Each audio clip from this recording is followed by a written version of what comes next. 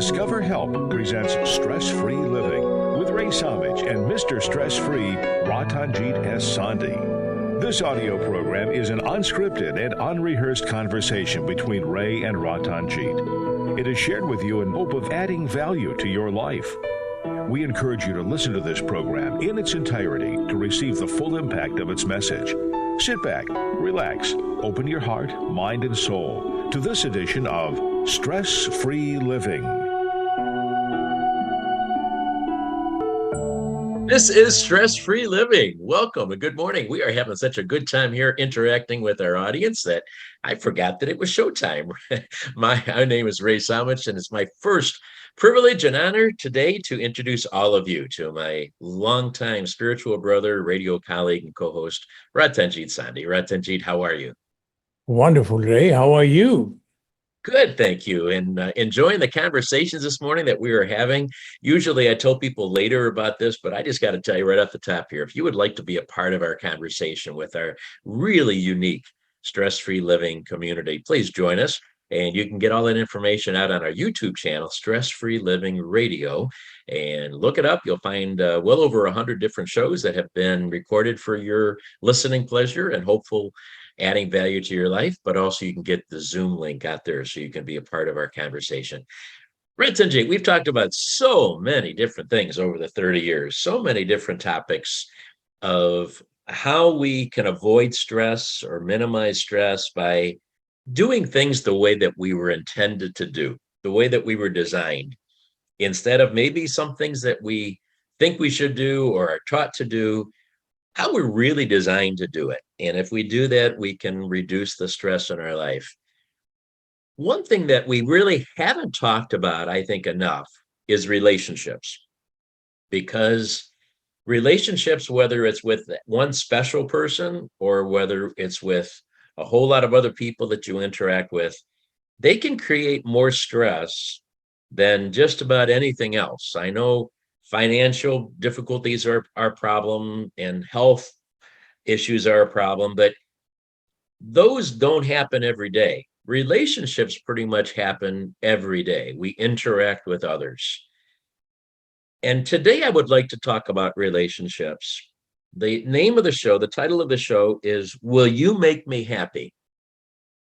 And I chose that title because I really think that a lot of people look to others to make them happy. It's like, I'll get married to you, or I'll be your friend, or I'll hang out with you if you make me happy. If it feels good to me that we're together, then I'll have this relationship. And I just have seen more and more, and a couple of occasions recently where that has not ended well.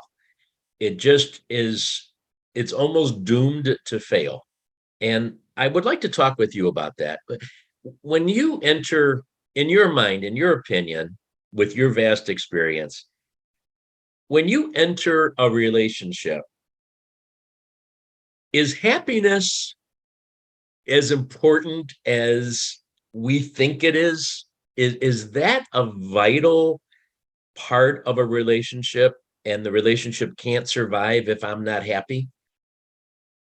You know, what I'm going to say, you have to think before you say, okay, Ratanjit, I cannot have you as a co-host. I promise I won't. You've surprised me over the years many times. I won't kick you off.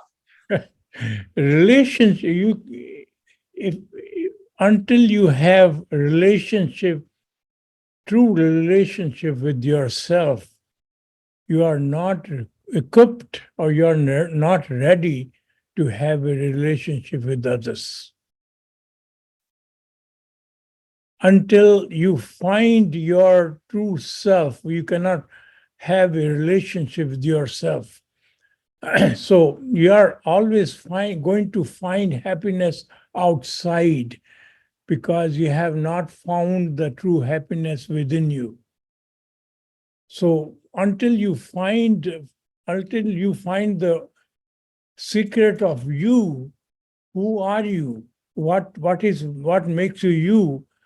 You are not ready to have a relationship. So it is funny, although a relationship is always with others, fundamentally relationship is with you first. So does it surprise you, or does it make sense to you? It makes a lot of sense to me, and I'm not kicking you off the Zoom call because of that statement at all. It's absolutely worth talking about. What I am concerned about, though, is that I don't think there's a lot of people that have been introduced to understanding what the real you means. And I ultimately I agree that that is the best way, maybe the only way to enter a long-term successful relationship if you have that awareness. But is it possible that aside from that, which should be foundational, we talk about the people that don't know who the real us is, and we say, can they still have, even if they're not aware that they're a spiritual being having a human experience, even if that isn't known to them, can we address how they could have a successful relationship still, maybe by knowing certain things about themselves, maybe understanding that they need to find happiness within themselves, even if it's not at that level of spirituality? In a relationship, the most important thing is trust, respect, and communication. And those things only happen if you have higher respect, or you think of other person more learned, more valuable than you, and you are able to have a conversation and trust and respect with that person. Now, what happens is there are two aspects of us. One is when we don't know the real us. We are basically operating, we only are fulfilling the need and demand of our five senses. Now, the need and demand of our five senses, the direction is always others to me. What can he do, or what can she do for me? Can they make me happy? Can they listen to me? Can they respect me? Can they trust me? So everything is based on them. So you're always trying to find a right partner, but you have not become the right partner yourself. So the other side of the coin is when you learn who you are basically a divine force living in this human body. You are not the human body. Nature has given this human body five senses to protect and nurture and maintain this human body. If you don't feel hungry, you will starve. If you cannot see things coming to you, you can be hurt. You cannot feel cold or warm, you will expose yourself unnecessarily to danger. So these five senses which are given to protect ourselves, which are great, we must utilize them. We should constantly be aware of them.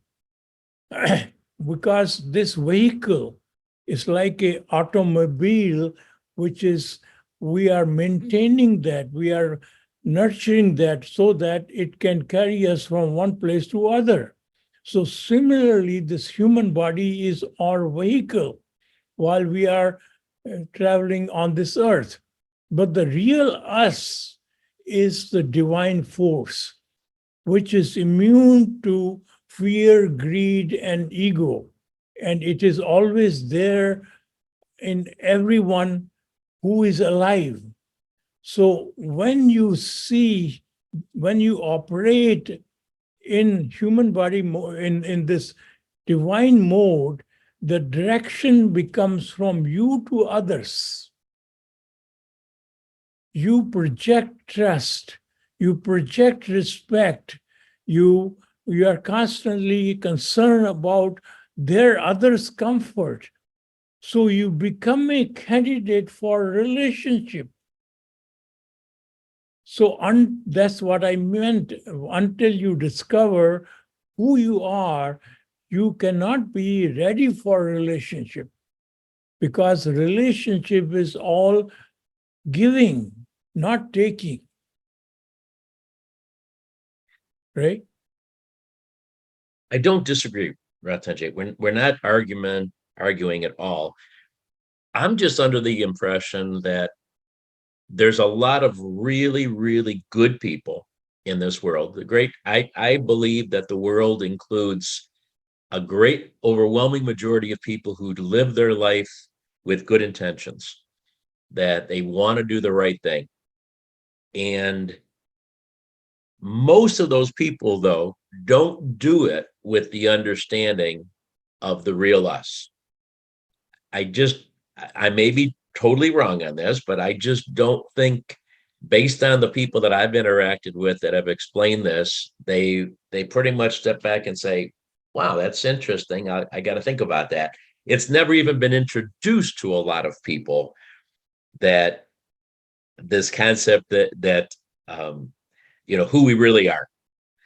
And the ones that have understood that, I see perfectly how what you're saying is true, that it's changed their perspective on to be giving instead of to be receiving. And in that mode, it stops being a trade and it starts just being unconditional. And that's, the essence of love. But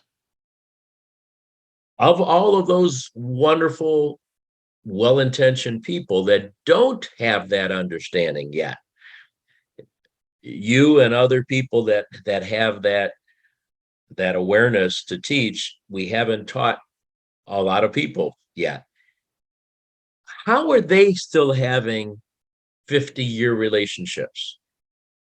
Good ones, not just tolerating each other, but they're legitimately enjoying love and mutual respect and mutual trust and giving and making each other fulfilled. How is that still happening, even if they don't have this realization of the real us?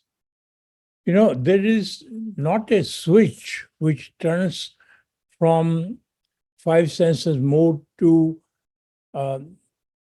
operating in the divine power mode. So we, without knowing, we operate in both, half here, half there. Okay. And whenever we are giving, there's two types of joy, two types of pleasure. We have talked about many times. Pleasure felt by our five senses, which is short and limited. What tastes good, what looks good, what feels good, experienced by five senses. And then there is another joy, which is experienced by our soul, our power within us. And that has no limit. And when you are experiencing, when you get into that mode and experience by serving somebody, by making a difference to somebody's life without any consents, without any requirement, without any condition, that makes you feel internally better. And unfortunately, people around you would ask you, why are you doing that? What has he done for you?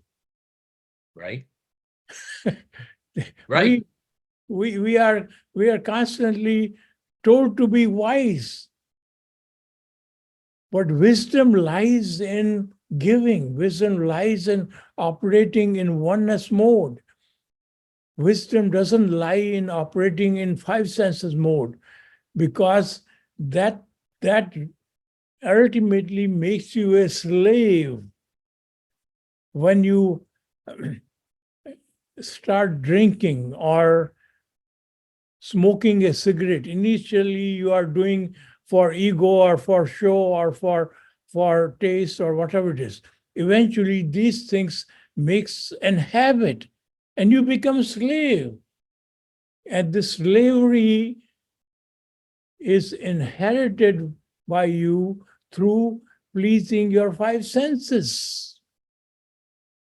Whether it is gambling, or whether it is people get addicted to food, and people get addicted to taste, people get addicted to fancy uniform, fancy dress, and addicted to fancy cars or fancy things, whatever makes you feel good. So you are spending all your life as a slave. You are not becoming free. When you are free of all these things, you become master of your life rather than slave of your life. Right? I've got to make a note here to come back to that, because I love what you just said there, and it's so true. It's just make one quick comment, then we'll come back to it. We think that we've graduated when we have the ability to buy everything we want, and so there's a certain internal pleasure that comes with the saying, okay, I couldn't afford that incredible 5-carat diamond before, but now I'm going to buy it because I can. And I couldn't afford that incredible car, but now I can, so I'm going to buy it. And then at some point we sit back and we say, well, gee, if I can afford that, I want to buy something bigger. I want to get something more. I want to get another one. I want to get 3 more. And it's just crazy how that can lead us down a path at any level. I mean, I say 5-carat diamond, but maybe it's somebody that's just buying something for $5 that they couldn't afford before. Whatever level you're at, we seem to fall, and using the term slave is pretty strong, but it's true. We become a slave almost to that game then of continuing to buy more, continuing to have more, continuing to elevate ourselves temporarily with the reality that we're able to buy this now. And when we sit back at the end and we look at it, we say, gee, that was all nonsense. It was all so meaningless. It was all so, worthless in terms of what we really wanted to do with our life. So I kind of love that perspective. If we have time, I want to come back and talk more. When we come back from this break, I want to go to a break because I don't want to get into a whole new topic then and have us have to be cut short. I want to understand better, Ratanjit, how we can accomplish so much without even knowing the real us. You mentioned a switch that we don't have to turn on and turn off. The pleasure that we get, the long-term joy, I should use that word, the joy that we get from doing these things, is this our own universe telling us this is the way to live? We achieve a joy from doing the right thing, the right way, the right time. Is that part of our design to maybe help us to understand who we should be? That's the question I want you to answer for us when we come back. This is Stress-Free Living, trying to lessen the stress in our life by keeping us on the path that we were designed to be on. We'll be back in just a moment. All right, we've got 90 quick seconds. Reka, thank you for straightening me out. Boy, if you didn't point, I would have just kept on talking. I was so shocked to hear Ahmed is your brother. I didn't know that. Yeah. All right. The web just keeps getting crazier. Beautiful.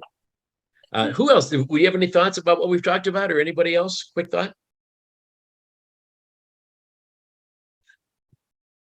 If anyone has anything, now's the time.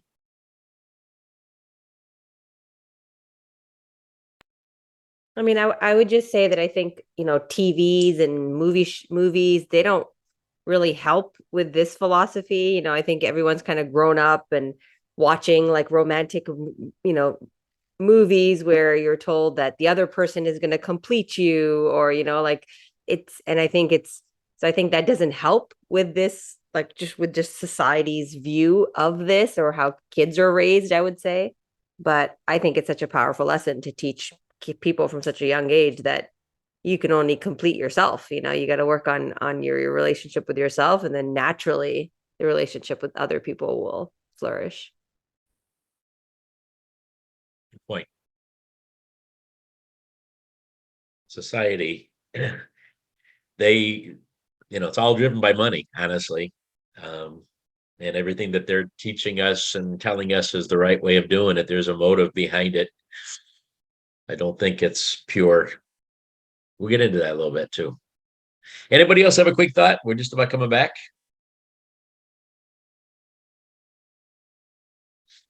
Okay, Ratanjit, we're pretty much on our own here. We're out on an island. Yeah.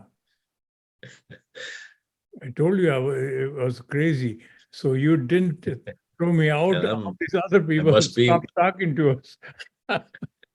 We're back on Stress-Free Living. Ratanjit Sandhi, yours truly, Ray Samich, with you today, talking about relationships. And the title of the show today is, Will You Make Me Happy? Because it just seems that we are looking to others to bring us to completion, to fulfillment, to happiness, whether it's a friend, whether it's a lifetime relationship that we want to enter or we already have entered. Is it based on us giving to them, or is it based on them giving to us? And that's what we're reliant on. Ratanjit, I want to start back with a question that I asked at the end of the section, and we're going to get into other things. But I've noticed, even before 30 years ago, when I didn't understand who you were, haven't met you, and didn't have these conversations, we all notice that when we do the things the right way, when we unconditionally give to somebody, if we help a stranger on the street that we know we'll never see again, and we have really no reason to help them, there's no gain that we're going to get from buying somebody a meal who we don't know, but it just makes us feel good. It just makes us feel like we did the right thing. Maybe even that is unfair. Maybe that's even, now that I say the words, maybe that's, we do it because we feel good and we want that pleasure of feeling good. Maybe there's even a motive behind that. But assuming there is no motive, assuming that we're just doing the right thing and we get that sensational feeling afterwards of helping somebody, is that the divine telling us this is what you have to do all the time? Is that giving us a little hint, a little spark of that amazing joy that says, hey, wake up. You don't have to just do this once. You can do this all the time. This can be how you live your life. What do you think? Supposing you are traveling from one place to another, you have a conference. And because you travel so much, you have been upgraded. You are sitting in the first class in the airplane. Mm-hmm. And suddenly an older lady comes. She's on a wheelchair. She can hardly walk. And something inside you inspired you to give your seat to her. And you are sitting in the back. And so you are sitting, and you are internally, you are feeling joy, but I was glad to help. Right. But now the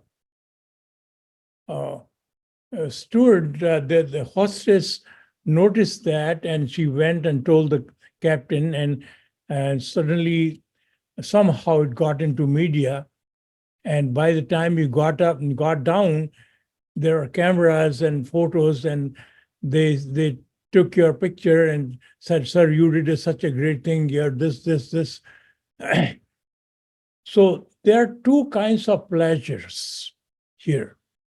One is when you did that, your soul felt good. You had internal satisfaction. And when the cameras are brought and you were given this thing, you also felt good, because that was egoic feeling, egoic good. That is certainly in the five senses mode, making you feel good.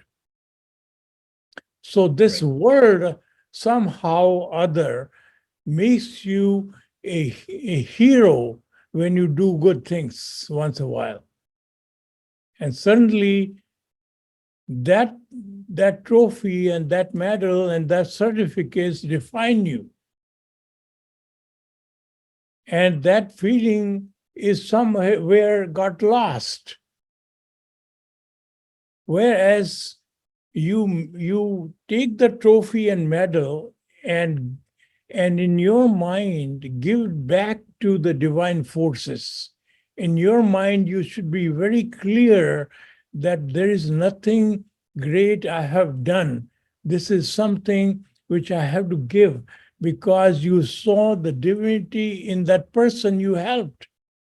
You are serving the divine force around you and within other people and within you. And that is the only purpose of our life. You are only fulfilling your purpose, and which gives you internal joy. And it reduces your tension, it reduces your stress, it makes you feel much better at home when you do these things unconditionally. And that difference somehow you have to learn. Our school never teaches us, our home, our parents don't teach us. They say you do good things and they want to recognize you. And our places of worship, they teach us this. But somehow the teacher themselves many times don't understand the comprehension between the divine force and the human body mode.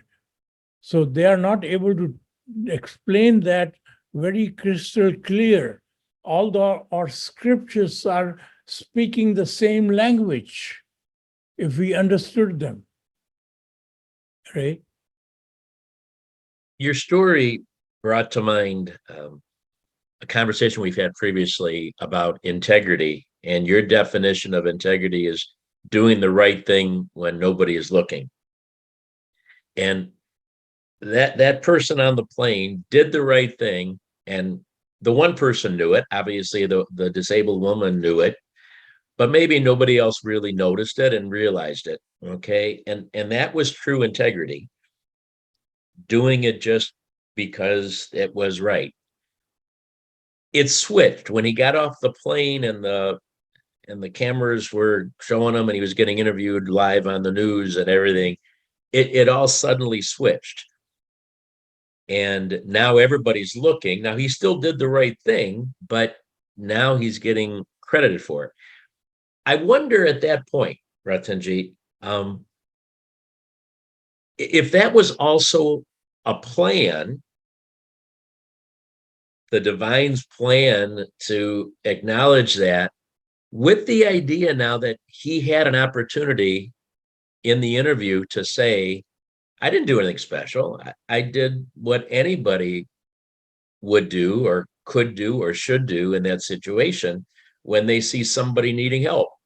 It was very easy for me to go to the back seat in the rear of the plane and give that one, because that woman obviously really needed it. Does the divine give us platforms in life that maybe we take and say, yeah, I am great when I have this platform, and instead we should be saying, this is just the way you live your life. This is just an example of what we're supposed to do. I mean, do we mess it up because we're given these opportunities sometimes to really tell the world the way it should be, and instead we take the praise ourselves? All our successes basically is a platform given to us to give a message around us, to make our capacity to add the higher value. Now, supposing an athlete went to Olympic and got 10 gold medals, unique. Every picture, every magazine has a picture, every television has an interview. Now, after 5 years or 10 years, the same guy goes to a grocery store and nobody recognizes him. Right. He felt very depressed. He goes into depression. Fact is, when he got the gold medal, he was given the platform, and having that platform gave him the capacity to formulate another scheme or another project which can continuously add higher value. He can form an organization and train youngsters to swim or do something, so make better people. But if he did not use that platform to continuously add the higher value, that platform eventually is going to go away, and regardless of what successes he or she received, they are going to end up being depressed if they are looking for constant recognition, constant respect. So whenever we do good things and good things happen through us, first thing we should do is we should feel utterly grateful that we have been chosen by circumstances, by nature, to put us into circumstance where we can add value, where we can serve the divine force present within somebody. We should be grateful. And when all these trophies and medals are given, they are simply given to you to have a higher exposure. There are more people listening to you. You have been given a platform to add continuously higher value. Rather than feeling proud, wow, I'm very happy I've gotten this trophy and gotten this certificate.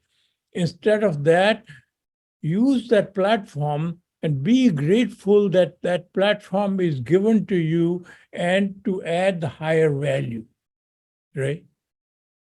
I love that. I want to connect that back to our topic today because it isn't that far a jump. While we're in this relationship with a one-on-one person, whether again it's friendship or whether it's a marriage, whatever level, maybe it's even just a business acquaintance, it's somebody that we have to work with all the time, but we build a relationship. We don't have the cameras and the lights on, so it's not a platform per se of fame and glory, but it's still an opportunity, isn't it, for us to still say, I'm grateful for the opportunity here to impact another person's life. I'm in a relationship with somebody that gives me the opportunity to make a difference in their life, to help them, to serve them, to give them happiness, to add value to their life, even though there's no cameras and there's no recognition. Maybe not even that person will recognize it. Now, the truth is they certainly will, but I don't do it with that intent. I do it with the opportunity of adding value to their life. Isn't that just like a little, micro version of that 10-person, Olympic winner, that 10 Olympic gold winner that has that platform? We're all given a little platform to add value every single day with our relationships. Yes, true. Anytime when you're a manager in a company, you have more power. You have subordinates working with you. And instead of focusing on getting more work from them, if you focus on serving them, making them more efficient, how can I make these people who are working so to speak under me more efficient, more satisfying, more? So you have to, even when it is a long day and they are working, and supposing they have to work an extra hour or so, if you make a cup of coffee and give it to somebody, and or do something which will add value, and supposing they're so those things, once you start doing, they are not making a difference to other people. They are uplifting you. You have to be utterly grateful for those opportunities. But your ego stops you, because unfortunately, most of us work in the human body 5 senses mode. So anything we do, we calculate very quickly what is going to give back to me. So stop doing those calculations. Your purpose of life is to add value without any condition, without any payment, without any recognition. Once you start doing that, automatically you will get higher payroll, you will get higher benefits. But they don't do that based on those benefits, incentivized both by those benefits. You are only incentivized by the gratefulness, by the inner feeling of gratefulness within you, because that is the ultimate award which you can expect from life, Ray.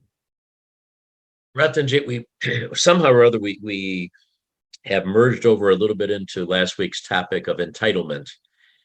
And that is where we have this feeling, for whatever reason, that we deserve this. We deserve happiness. We deserve to be treated special. We deserve to receive all kinds of benefits.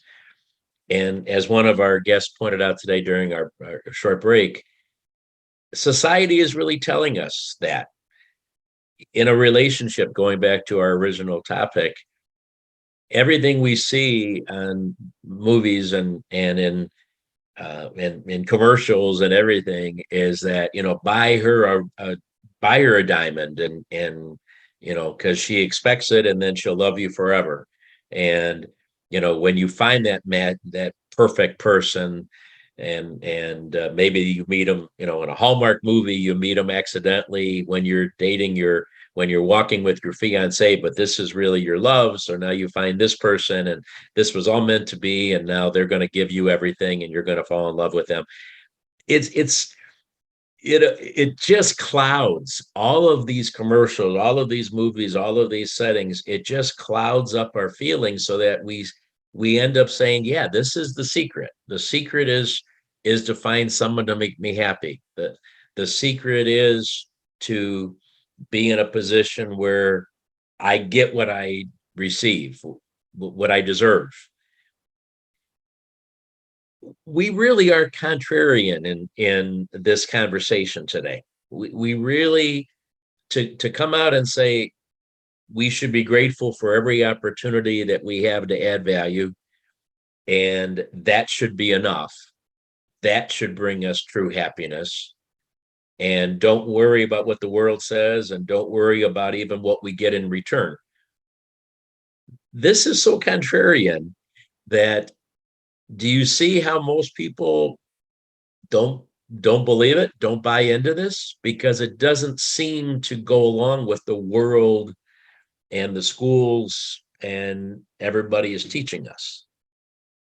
Basically, they are all driven by, because our media, our commercials, they are all appealing to our five senses. You do this, it'll taste better. People will think better. Think of these brand names. A ordinary purse, which is sold at $100,000. How can that anything be worth that? And basically, they are advertising all over the place the price. Once whoever carries that purse, other people know that this is $100,000. That's Right. all there is. That's the value. The utilization of that purse is not any more than just a show off. So this is all fulfilling our ego. I am rich, I am wealthy, I am more. So those things we are propagating to advertise that I am happy. Right. Right. So because of real happiness missing in us, we have to advertise the whole world that I'm happy.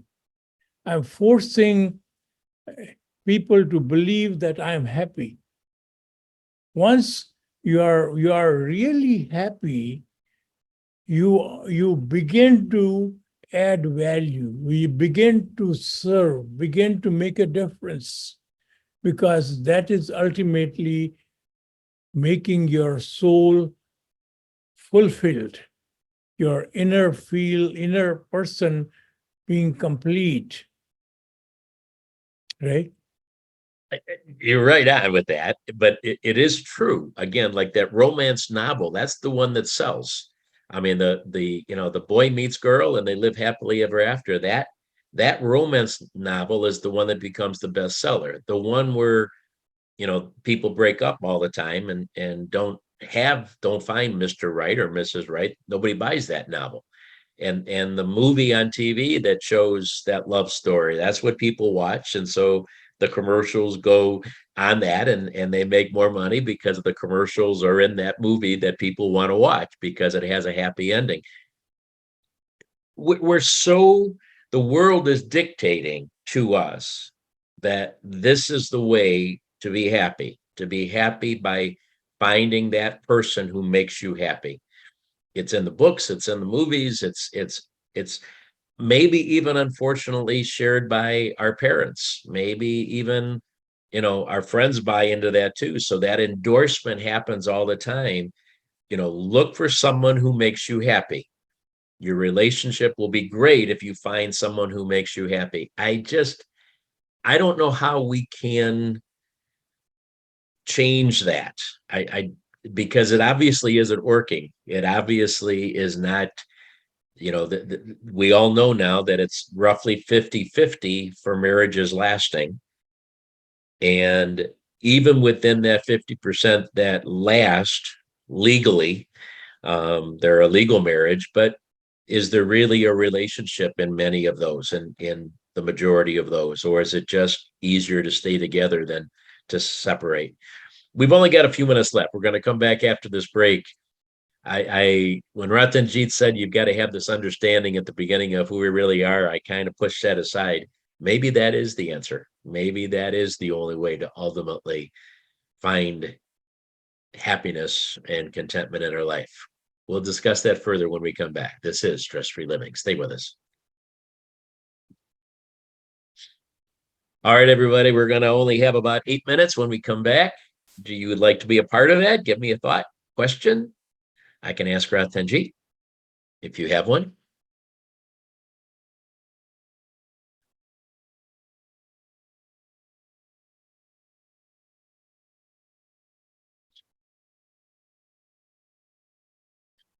It's making sense to me, Ratanjit. Actually, I want to thank Reka for bringing that up and brought that out. We really are we are being told that the answers are in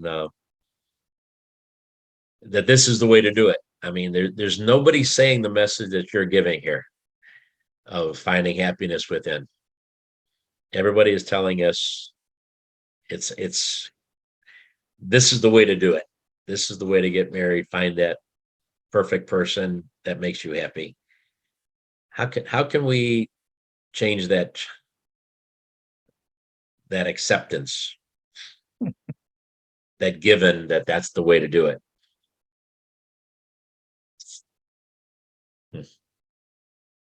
Because it isn't working.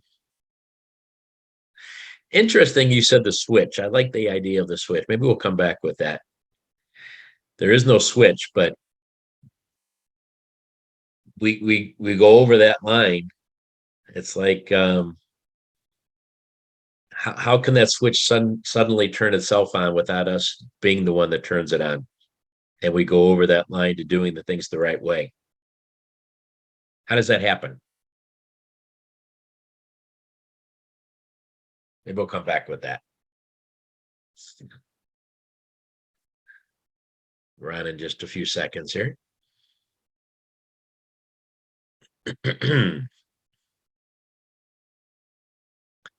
Welcome back to Stress-Free Living. I'm Ray Samich with Ratanjit Sandhi, talking about something that really should be important to all of us, finding happiness.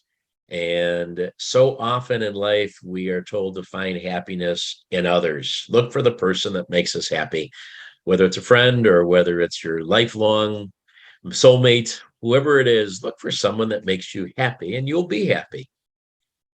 Ratanjit, earlier today, you had mentioned, when I asked you a question, I says, how come sometimes we do have experiences where we can add value, make somebody happy?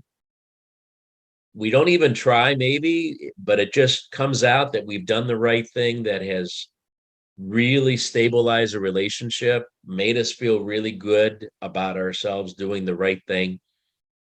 And I says, how does that happen sometimes? Don't we feel good enough that maybe life is sending us a lesson, that that's the way to do it all the time? You mentioned a switch. You said that we don't actually turn on and off a switch in our life that takes us from the human mode with 5 senses of pleasure to the spiritual mode with that eternal gratification and gratefulness and fulfillment. How can we impact that switch in our life? Maybe we're not ready to turn it on and turn it off. Maybe we don't quite get this. But are there certain things that we can do in our life, certain ways that we can think that will move us in that direction, where we're less concerned about us and more concerned about adding value to others? You know, as a child, when you are 5 or 6 years old and your parents buy you a bicycle to drive. So now you have a bicycle, but by having a bicycle, you don't know how to drive it. You have to learn how to drive it. You have to put some time in understanding. And fortunately, this human system is given a tremendous gift of developing something you do repeatedly into habits. Once you form a habit of driving a bicycle, you drive it without thinking, right?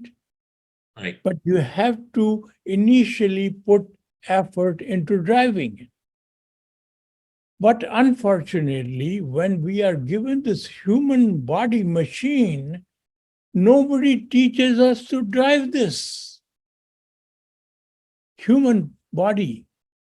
We are not taught that this is a gift to you. You have to learn to drive it. And this human body has a special gift.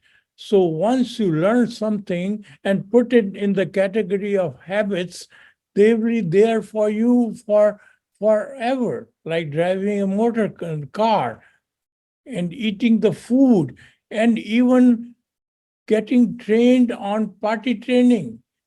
So these are all habits, but we are not taught initially that how to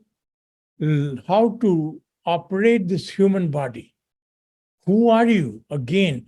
So this is the first thing as a child we must, as a parent, as a school, as a society should tell. Who are you? You are not your desires which are impacted by five senses. These are all qualities or desires of this body which you use as a vehicle. You are placed in this human body, and this human body has these qualities.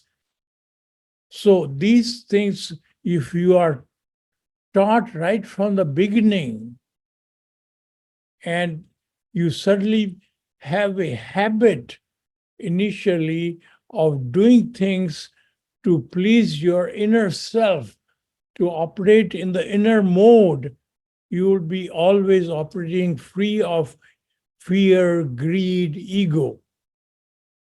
And our society would be a different place. We won't give medals and trophies for doing good things, because that is basically a normal thing to do. Right? I love your analogy with the bike, because there's one of the phrases that we hear all through life. It's like riding a bike, okay? Because we all know that. We all know it's very difficult. That first time we got on a bike, we probably fell. It's almost impossible not to, because you have to learn how to ride the bike.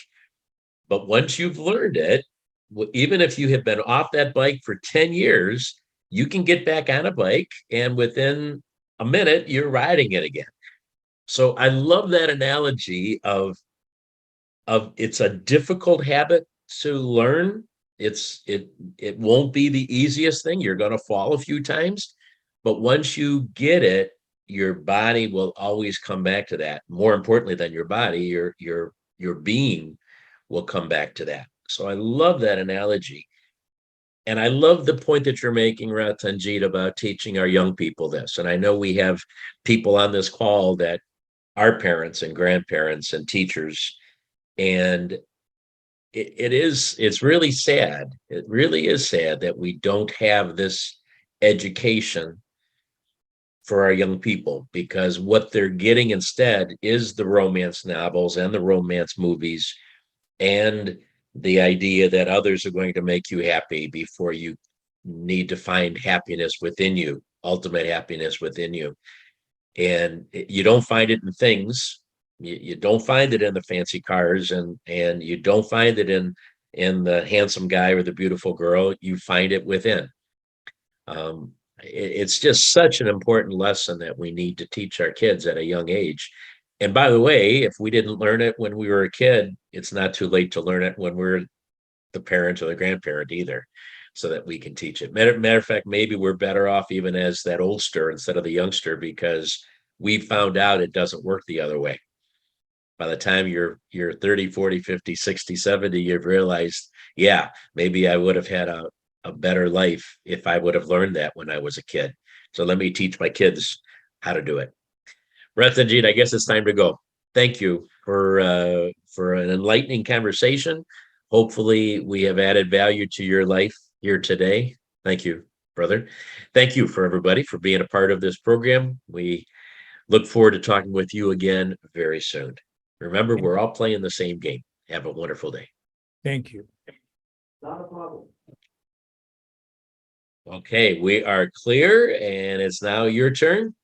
We're not on the radio, but we are recording. So if you have a thought, please share it with us. What did you think of today's program? Maybe I'll go first. Go, Doctor. It was really wonderful program. Obviously, I can't even think of the higher level which Ratanjit ji is thinking all the time. But during my training, I came across what brain controls and what is it capable of, and I realized at that time that if it controls everything, then it has to be happiness too. And sure enough, I studied more and looked at all the sayings, and even Lord Buddha said it one time, it's all in your brain. You and you alone are responsible for your happiness and misery and sorrow. And that stuck with me all the time. So then the question came, if I am myself is responsible for my happiness and sorrow, and if I'm in a relationship, am I also responsible for her misery or his misery? And I have not solved that situation yet. Because every time, I'll tell you my example, my wife is unhappy, the first thing comes across in my mind is, am I making her miserable? And I have not figured it out. I tried to figure it out, and I'm still at loss. If I'm not responsible, some other external factors are, can I make her happy from those external stresses and miserable things? And I don't know what to do with that. But I agree with Rekha that the society has changed significantly. These days, if you try to help anybody, the first thing that comes across their mind is, he must want something in return, or there is some other ulterior motives going on. I'll give you two examples to make my example clear. Recently, I was in Japan in train, and I just remember this story. There was a student in front of us and right next to the seat who was alone, and there was nobody with him. And at appropriate time, we were served the lunch because we paid extra being in another country. And the student saw us eating, and he was not eating. So after he saw us lunch getting served, he called the waitress and said, ask for price. And he said, no, I don't want to order something. And so I felt bad. So I told the waitress to serve the food and I'll pay for it. And then he thanked and all that. That's beside the point. And it turned out he was in a hurry to go to his family from school because his grandpa had died. Okay. And he got down at the appropriate station. We kept on. And would you believe how society think that who was with over there, rest of some comment came, these damn Americans showing off their money again. This is not fake story. This is true story. So the society has changed. Everybody thinks that they are doing something that was right to either show off or they wanted something in return. And so much so that in Europe just now, we were sitting in a plane, and it wasn't a business class. They don't have business class often in the plane. There was some problem going on with a middle-aged lady with the seat. So I said, you can have the aisle seat, mine. I'll sit in the middle seat in between. And she started very thanking. And I said, "You're most welcome, ma'am." Would you believe she got mad at me that I told her, "Ma'am, it was him, and it was he, not her." I'm not kidding. She got mad at me because I said, "You're most welcome, ma'am." So now I'm thinking, is it the right thing we are doing in society that I thought was right? I mean, I couldn't even care less ordinarily. I wouldn't even have remembered it, but I just was struck by Rekha's comment, how society has changed. I don't expect Ratanjit to answer those questions, but I'm just saying it. I don't know the answer to these things in life. Basically, when you do these things with I'm not expecting anything in return. Yeah. That's the problem. But I am not also expecting people are, telling me that it wasn't right thing for me to do or say. It's just totally unexpected. Unfortunately, because you cannot change others' mind. I understand. So you basically, when you have done what is right for you with a good intention, the other consequence should not bother us. Ratanjiti, the consequences are not bothering me. What's bothering me, what I should do next time. It's right for me, that's what I plan to do, but is it right for the person and right for the society? We have to still live in society, right? You continuously do the right things because that is the right thing in your mind. But not for them. They both got, one way or another, somebody got mad or the person got upset. Yeah. That was the question that I'm having. Am I making their life miserable is the question. Am I responsible for I'm not thinking I am, but they are. You said you cannot make somebody's life miserable. They only make their life miserable. Yeah, but that's our thoughts, right?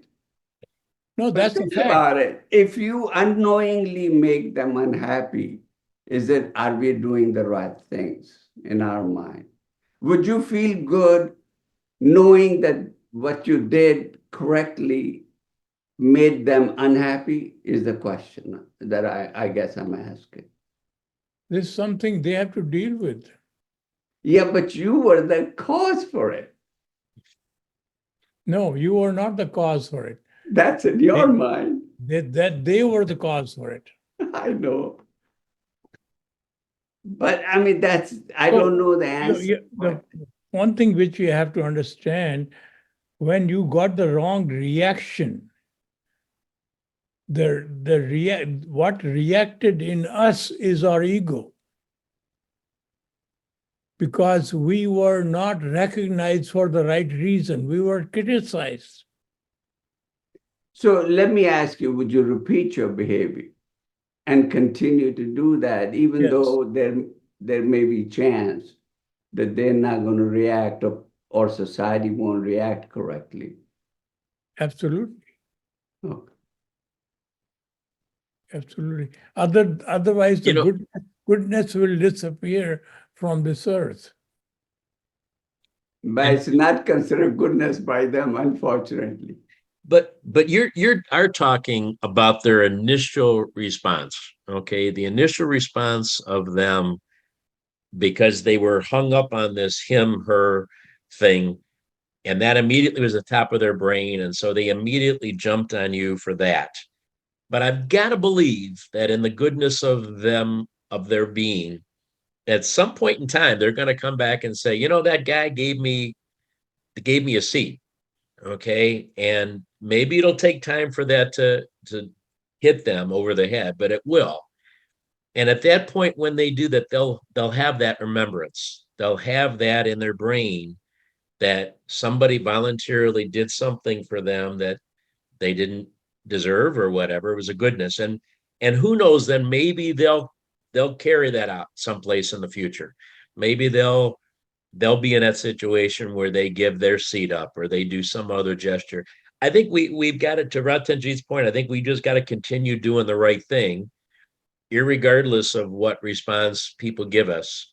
You weren't looking for praise. You weren't looking for anything. You just did it No, out of the goodness of your heart. And that intention then has value and will continue to have value, even if in the moment it didn't seem like it did.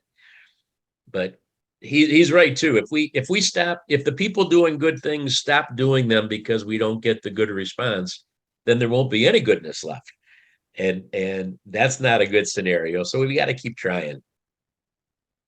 I've got to share this. I did something once and I said, "Thank you, ma'am." And boy, did she give me a hard time. She said, "I'm not a ma'am." She says, "Your mother may be a ma'am, but I'm not old enough to be a ma'am. Don't ever call me ma'am." And I says, "Oh my gosh, I thought that was just a complimentary thing to say." So and I've held the doors open for people and someone says, "You don't need to hold the door for me. I I can hold my know. own door." It's like, okay, but I continue to try to hold the door open because I think that's the right thing to do. That's It's great. that's ingrained in us, but some people Yeah, don't take it right. they don't, but but we got to continue to try to do good, right? Yeah, I know. I just Right. sometimes you wonder.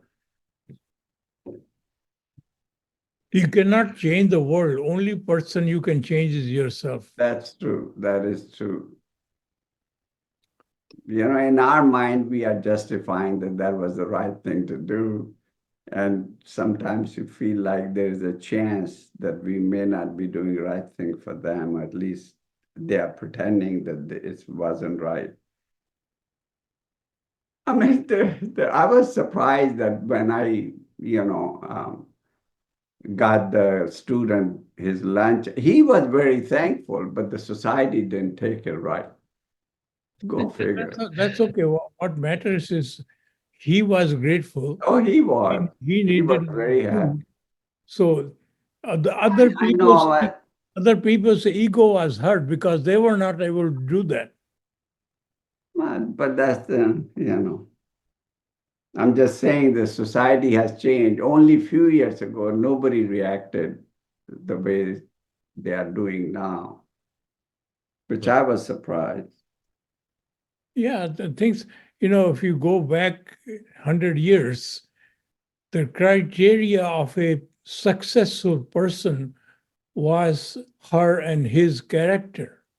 Yeah. And today, the successful definition of a successful person is who filed bankruptcy 10 times and still has money. Yeah, they call him smart.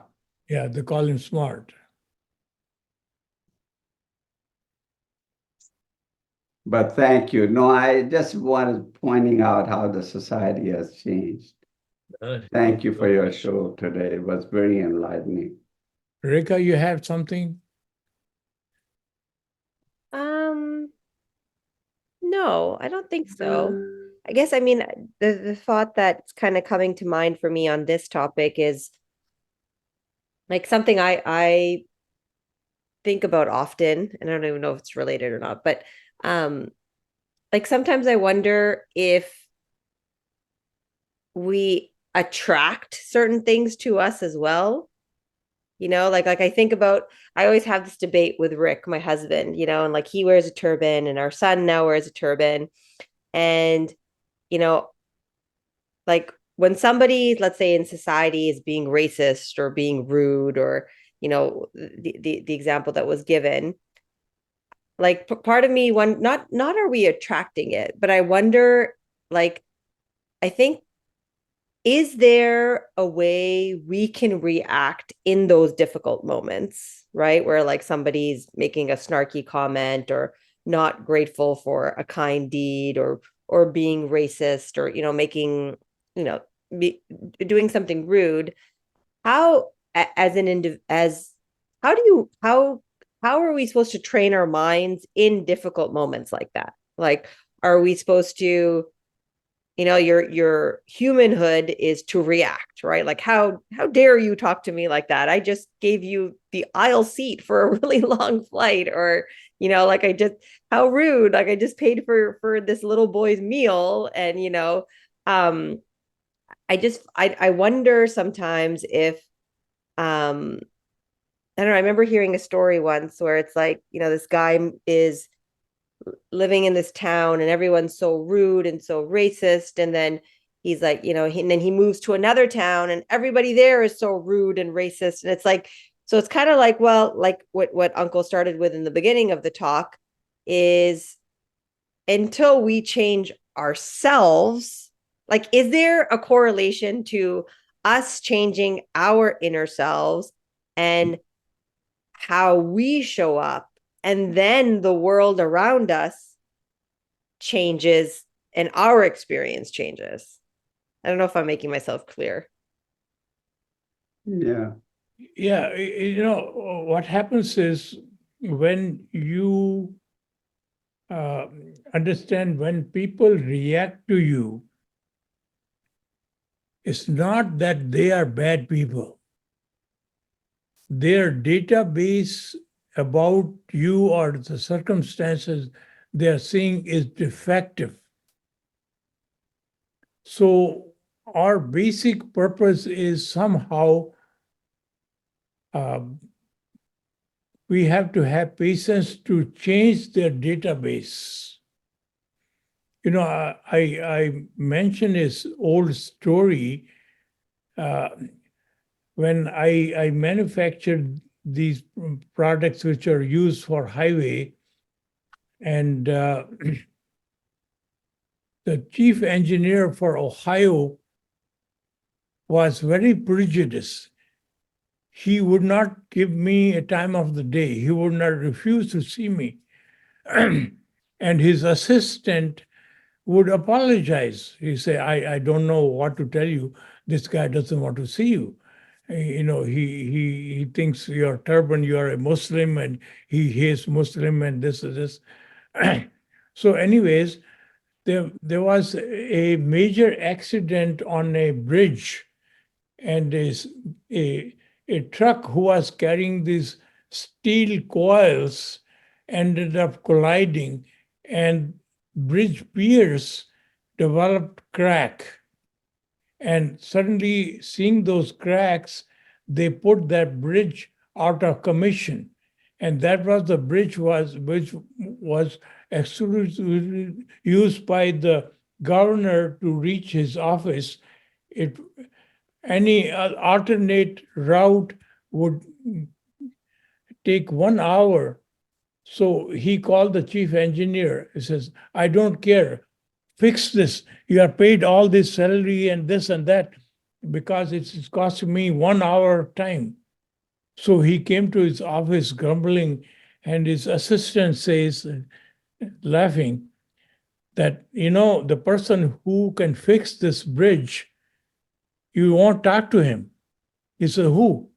He said, Ratanjit. So, oh, that guy. After a few minutes, after 1 hour, he comes back to this assistant. He can really fix this bridge?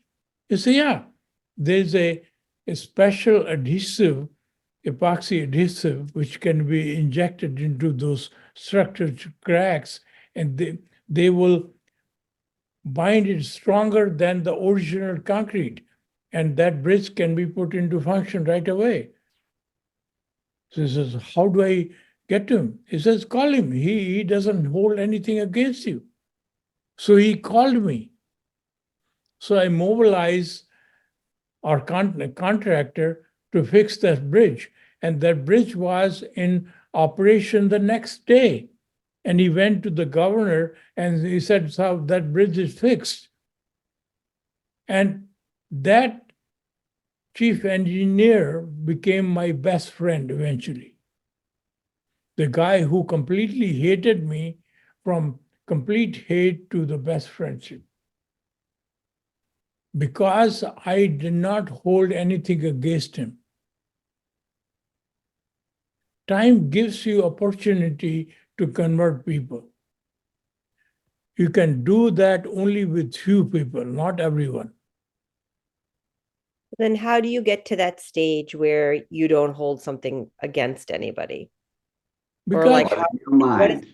what is the thought process when, like, let's say you're on that train and someone's making, like, what, how are you redirecting your mind to nip it in the bud, or like to shift? Because I feel like it has to be a conscious effort, right? When somebody's going, like someone's being hateful or being rude or being in, like, you almost have to like coach yourself to Yeah, like, I ignore because I don't take it to mind like Ratanjit is saying. It's all in your mind. If you don't like it, their hate, you basically making yourself miserable. It's our fault by taking their unkind comments in so our mind. fundamentally, when you see somebody, you are able to see the divine force in them, enlivening force in them, which is the highest power present on this earth. So how can you hate that person? Now, the vessel, the habits accumulated by the vessel may not be right. They can always be changed. So you see a blackboard which has bad things written on it. You don't hate the blackboard, you wipe it and write the right things. So initially you have to have respect and reverence for that person, for who that person is. That person is a divine power. So you cannot hate that person ever. I guess it comes down to what we talked about in the beginning of the call as well, is the more you get to know yourself, right? And the more connected you are to your own divine self, then regardless of what anybody does, whether, like, you just, it almost doesn't affect you, or you don't put any much value on it, because you're almost not of the humanhood or the five senses anyways. If you have a nephew who is only 4 years old, 3 years old, he comes and say, "You are an idiot." What will happen? You laugh. Mm. Because you don't give that person, he doesn't know. The little kid doesn't know. So it doesn't matter whether the person is 60-year-old, if his information is incorrect, he doesn't know. So if you are a brain surgeon and somebody comes to you who is one of the biggest industrialists in town, who has billions of dollars. So, but he makes a comment, my brain, he talks about the brain, but you are a brain surgeon. You know more about the brain than this person with billion of dollars would ever know. So whatever comment he makes, you don't make your decision based on that comment, because you know the truth. Problem is, once you don't know the truth, then you are swayed. Once you know for sure that is the truth, it is difficult for you to be swayed. Ray, you've been awfully quiet. I'm Right? just listening. I'm listening. It's easier to talk about than it is to do it. And I I hear what Ratanjit says, and I know from his perspective, this is all doable. I know when you're actually in that situation where you have tried to do the right thing, you think for the right reasons, and it doesn't work, it's very frustrating in the moment. And then you start wondering, you know, should I continue to do it this way, or should I Right, just right. get, That's what I was saying. You're exactly right. you know, and you're not suddenly going to become a bad person. You're not going to stop, thinking good, but you're going to wonder, and again, my stupid thing about holding a door open. I mean, if that happens a couple times, you say, well, maybe I'll just stop holding doors, because maybe some people are going to get more irritated by that. And so I'm just better off not doing it anymore. But then you have to kind of go back to your values, your own personal convictions of what's right. And that's what I was taught. And so, okay, I still do it. And the good news is that a lot of times people will give me a smile if I do it. And so, okay, that was a good thing. And so you just, that kind of gives you the fuel to say, I think it's right. But Ratanjit says it shouldn't matter anyway, because the action, the goodness is in the action. The platform that we have to be able to do the right things is the critical thing. It's not the response.